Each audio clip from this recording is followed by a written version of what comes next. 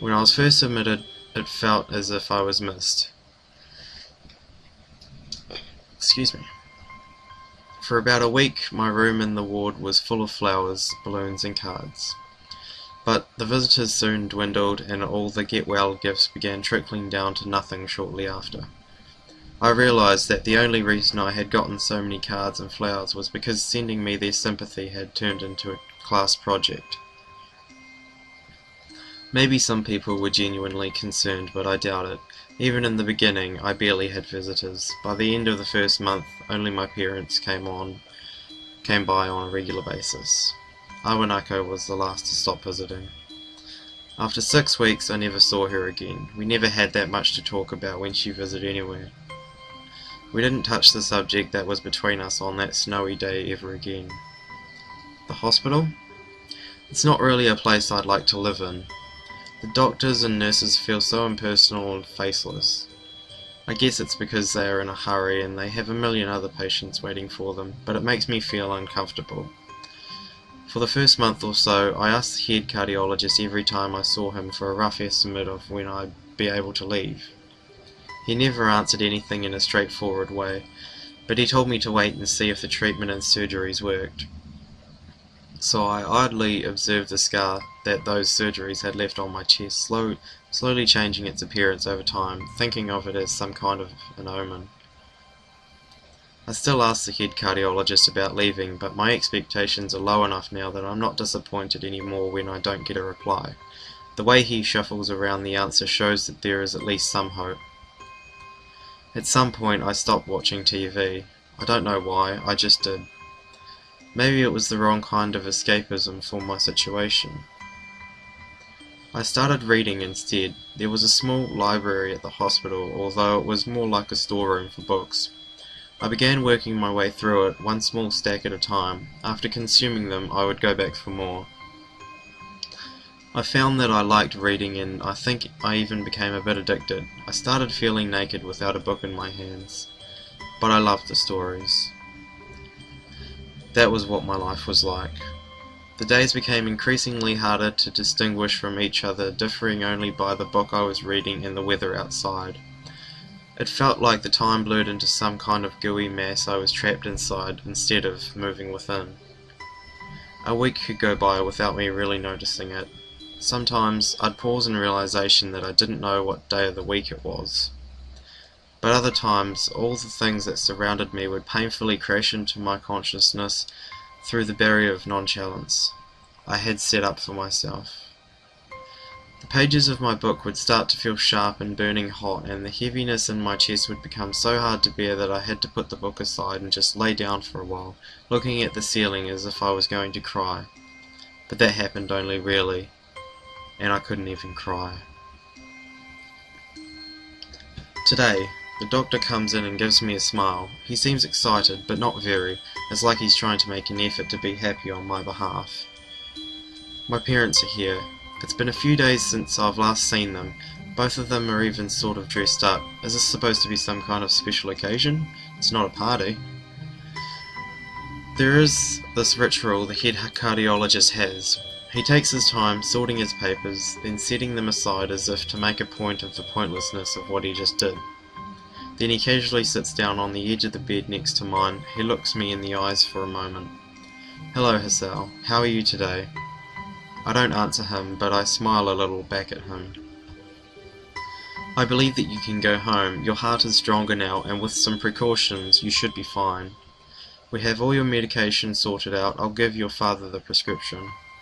Doctor hands a sheet of paper to my dad, whose expression turns wooden as he reads it quickly. So many. I take it from his hand and took a look myself, feeling numb. How am I supposed to react to this? The absurdly long list of medications staring back at me from the paper seems insurmountable. They all blend together in a sea of letters. This is insane. Side effects, adverse effects, contraindications, and dosages are listed line after line with cold precision. I tried to read them, but it's so futile. I can't understand any of it. Attempting to only makes me feel sicker. and all this for the rest of my life, every day? I'm afraid that is the best we can do at this point. However, new medications are always being developed, so I wouldn't be surprised to see that list fade over the years. Years? What kind of confidence booster was that? I'd have felt better if he hadn't said anything at all. Also, I've spoken with your parents and we believe that it would be best if you don't return to your old school. What? Please calm down, Hisao. Listen to what the doctor has to say.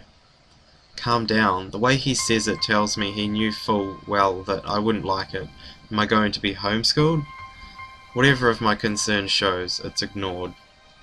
We all understand that your education is paramount, however I don't think that it's wise for you to be without supervision.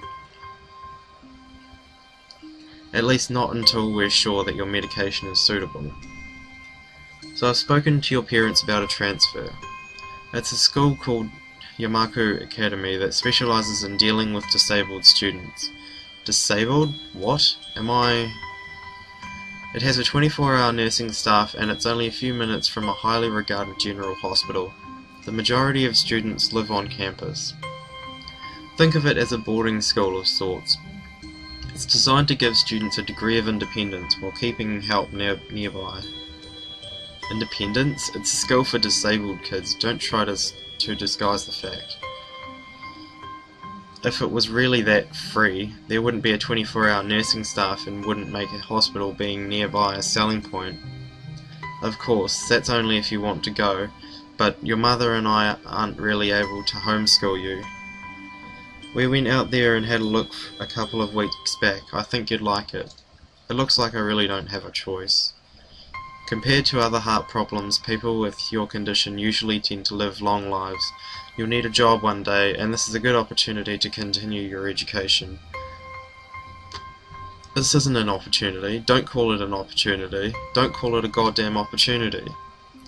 Well, you should be excited at the chance to go back to school. I remember you wanted to return to school, and while it's not the same one, a special school, that's an insult. That is what I want to say. It's a step down.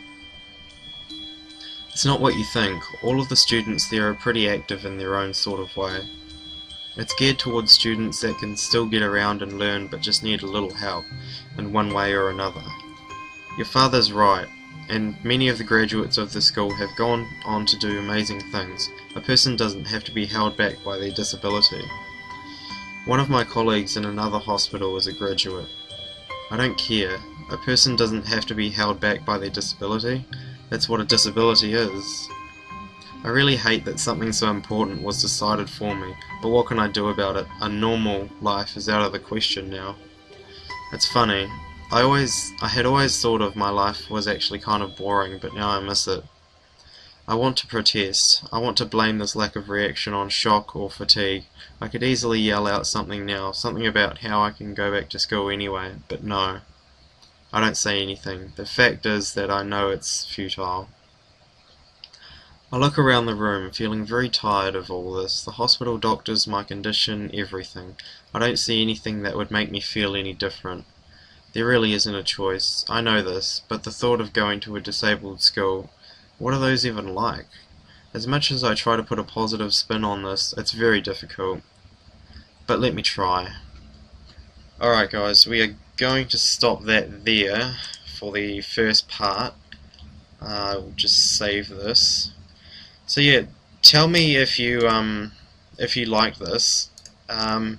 Just leave a comment what you think of it, whether I should keep doing it or whether, you know, you don't like my voice, so I'll stop it, or if my mic is too loud, or if the music's too loud, or it's too quiet, you know, whatever. Just tell me and I will I'll change it for you or stop, you know, depending on your reaction. Alright guys, thanks.